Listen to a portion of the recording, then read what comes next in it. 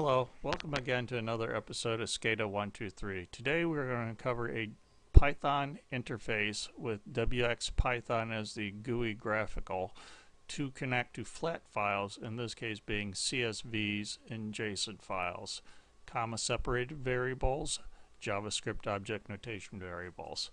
Now to begin, you'll go to File, Open, and for here let's just click our examples. These are included in the download. You can see the files already listed there. So let's go to our CSV, read CSV row. You've just read them and they're read by rows. Difference being, say you want to go to a list, boom, you just got a different way of doing the same thing.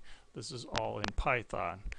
Hope this helps. If you have more information, go, like I said, SCADA123/store, and then in that store you will see store data at the top.